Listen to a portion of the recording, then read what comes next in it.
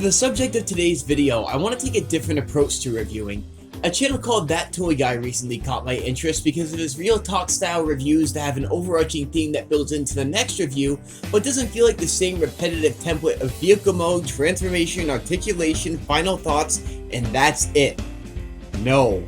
For today's subject, I would like to take a second to talk about what makes a Transformer a budget masterpiece. Pretty much just fucking B-Kingdom Cyclonous. Holy shit! Look, everyone knows that I'm obsessed with the Combiner Wars Ultra Magnus figure, but the Kingdom release of Magnus was such absolute shit that it gathered absolutely zero interest from me. And you can probably see why I'd be biased against Cyclonous, given that he's Ultra Magnus' arch nemesis. I mean, for shit's sake, he was the only person Magnus ever used his shoulder missiles on, and that's saying something. So when the fanbase came to the general consensus that Cyclonous was the best Kingdom figure ever released, I decided to be a salty bitch and avoided him at all costs. Partially not to do another masterpiece style video, and partially because quite a few budget masterpieces have had unexplained breakages that seem to be unique to me and only fucking me. So when I got this thing out of the box, I nearly shit a brick. You have people saying that every figure that Hasbro's been producing over the last 3 years has been a budget masterpiece, but what makes this specific figure a real budget masterpiece? Part 1. Engineering Advancements. There are so many goddamned Hasbro spaceship or airplane molds that are just the guy folded up underneath the wings in the most hilarious and pathetic way possible, but the reason the first angle of this thing I'm showing you is the bottom is that there's little to no discernible way that you would be able to tell that there's a guy somewhere in there. The level of symmetry and cleanliness on the bottom of any flying vehicle mode that's also a Transformer can be an absolute testament to Hasbro pushing the boundaries of what's possible. And fuck me! Is this vehicle mode ever a gigantic improvement over what we've had in the past?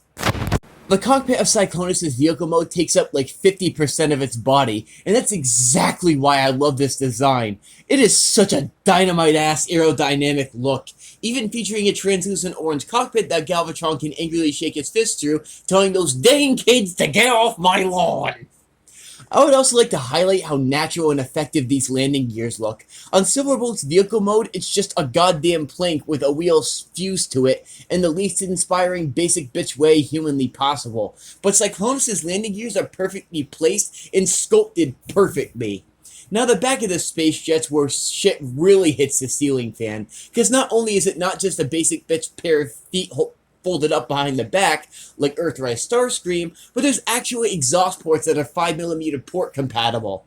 The vehicle mode is just literally as good as you can get. If there's one extreme ass nitpick I have, it's that I don't like the gray on his biceps because they don't flow with the rest of the jet, and it kind of breaks up the look of the back ever so slightly. That nitpicking's gonna make a lot of people cringe, but even nitpicks are adequate criticisms, even when it's on a chug scale figure. But fuck nitpicks, this transformation is sex! Ugh. Cyclonous' transformation is an absolute madhouse of engineering prowess. Yes, the legs are basic bitch Combiner Wars accordion hinges, but the way they close off like Seed Soundwave is such a slam dunk, but the cockpit's where things really hit the ceiling fan. It compresses and hides into the chest by collapsing into like 4 different phases, and then the shoulders rotate on the turntable like Thomas the fucking Tank. I'm actually gonna shit myself while I try to describe it. What? And the robot mode you come out with is an absolute smasher. Like, take one look at this guy and tell me he doesn't fuck. The level of symmetry and lack of compromise in this robot mode is beyond comprehensible explanation.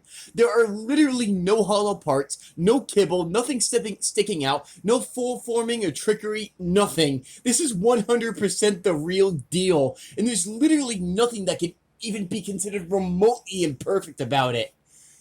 Except the silver paint on his thighs. Okay, I'll admit, this is somewhat my fault. But this makes me wish that the thighs were molded in gray instead of painted over purple plastic, because the paint chipping unfortunately has gotten to the point of being a real attention grabber.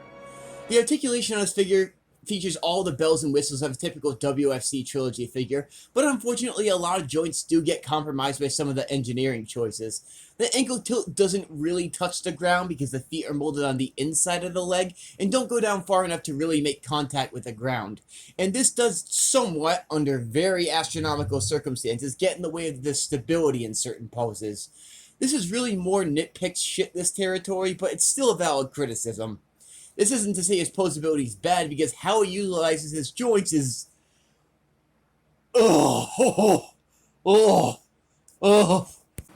This has to be one of the most fun, dynamic, and god-tier photo shoots I've ever had the pleasure of doing. Like, this is the first figure in a long-ass time where I didn't feel like it was work taking the photos for this review. It felt like 7-year-old me playing with all my Transformers on the floor and going goddamn nuts. The versatility and balance, despite slight compromise in certain areas, is just... Yes, yes, yes, yes, yes, yes, yes! I'm losing it. God, this figure absolutely smashes. I can't deny it's perfect. I don't have the appropriate words to describe how much of a step in the right direction this figure feels like. I literally can't even. Honestly, you're going to want to get this figure. Like, it's an actual literal need for you just to survive. They say money can't buy happiness, but it can buy you a Kingdom Cyclonous, and that's the same goddamn thing. Oh, and combiner words Ultra Magnet, so you're gonna want to get into. Bye!